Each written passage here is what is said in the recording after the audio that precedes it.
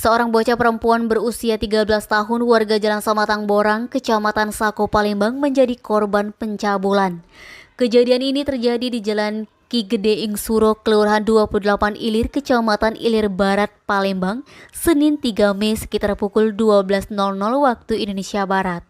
Menurut laporan, kejadian berawal ketika korban bersama kakaknya DS berjalan-jalan di kawasan Benteng Kuto Besar, Palembang.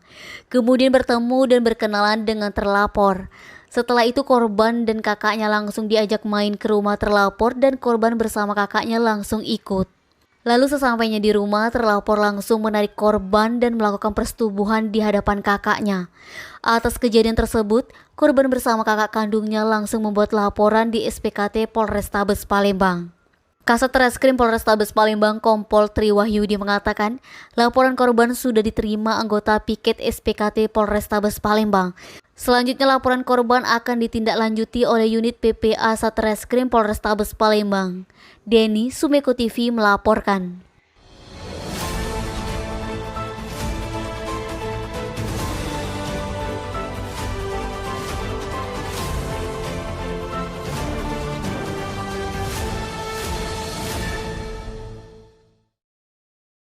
H+4 Hari Raya Idul Fitri 1443 Hijriah, penumpang bus Damri jurusan Prabu Muli, Indralaya dan Palembang mengalami peningkatan.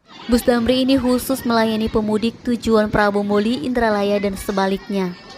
Agung, salah satu penumpang, mengaku cukup terbantu dengan adanya bus Damri yang melayani rute Palembang, Indralaya, Prabu Muli.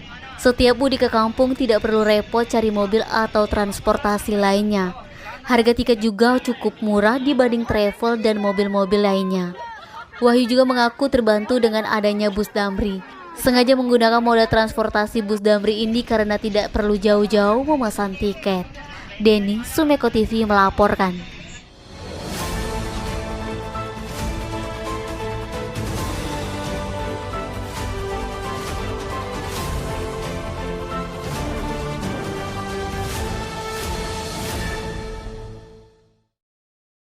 Wisata air atau stempel di Sungai Komering Kayu Agung, Kabupaten Ogan Komering Ilir di stop. Sejumlah aparat kepolisian dari Polres Ogan Komering Ilir turun guna menghentikan wisata air yang disebut-sebut tradisi setiap perayaan Idul Fitri tersebut. Penyetopan dilakukan Kamis 5 Mei. Sejumlah pengemudi stempel dipaksa pulang dan tidak menggelar stempel. Ikut serta dalam penertiban tersebut aparat Polairut Polres Oki, Dishub dan BPBD Oki. Pengemudi stempel yang masih berada di dermaga Sungai Komering Kayu Agung diminta meninggalkan Sungai Komering. Husin, salah satu warga Kelurahan Sukadana Kayu Agung, menuturkan, sebenarnya masyarakat Kayu Agung masih ingin menonton stempel karena sudah merupakan tradisi dan sekaligus hiburan masyarakat di Hari Raya Idul Fitri. Stempel tahun ini memang diperbolehkan selama 2 hari, hari Lebaran kedua dan ketiga saja. Melihat masih banyak stempel di dermaga, maka tim gabungan pengamanan wisata air stempel melakukan pembubaran. Pengemudi stempel disuruh bubar dan putar balik untuk meninggalkan Sungai Komering. Niskia, Sumeko TV melaporkan.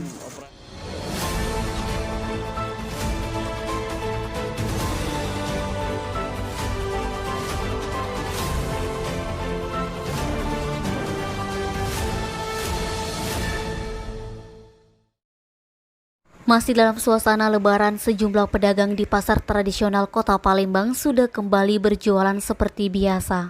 Seperti Pasar Buah Sayangan Lorong Ketandan 17 Ilir, Kecamatan Iti 1 Kota Palembang, terlihat pedagang buah, sayuran, ayam, ikan, dan toko kelontong menggelar dagangannya seperti biasa. Satu persatu masyarakat mulai mendatangi pasar tradisional itu untuk membeli buah atau kebutuhan pokok lainnya.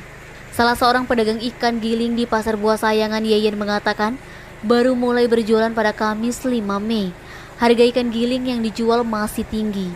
Ikan tenggiri Rp110.000 per kilogram, ikan tenggiri merah Rp45.000 per kilogram, kulit ikan tenggiri Rp35.000 per kilogram. Harga yang masih tinggi juga terjadi pada buah. Cino, salah satu pedagang, mengungkapkan bahwa beberapa harga buah masih tinggi, seperti mangga harum manis Rp40.000 per kilogram dan pepaya talang Rp10.000 per kilogram. Terpantau juga pedagang mulai berjualan di pasar tradisional Tujuh Ulu bertempat di Jalan Soekarjo Harjo Wardoyo Tujuh Ulu, Kecamatan Seberang Ulu 1, Kota Palembang. Namun untuk harga buah di pasar tradisional Tujuh Ulu lebih murah dibandingkan pasar buah Sayangan. Naba, Sumeko TV melaporkan.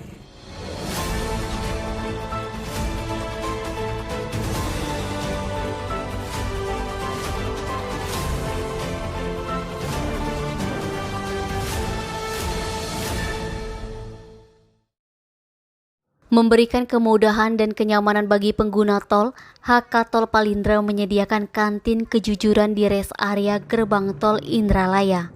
Branch Manager HK Tol Palindra Taufik Hidayat mengatakan, di kantin kejujuran pihaknya menyediakan beberapa kebutuhan yang kemungkinan diperlukan pengguna tol. Di antaranya makanan dan minuman siap saji seperti mie instan dan air mineral. Menurut Taufik, pihaknya tengah melakukan tes respon dari pemudik terhadap keberadaan kantin kejujuran. Meskipun perdana, respon pemudik sangat antusias dengan adanya kantin kejujuran ini. Berdasarkan pantauan yang pihaknya lakukan, sebagian besar pengguna tol yang memanfaatkan rest area ini adalah pemudik dari Riau, Sumatera Barat, Lampung, Bengkulu, dan juga dari Palembang. Eti, Sumeko TV melaporkan.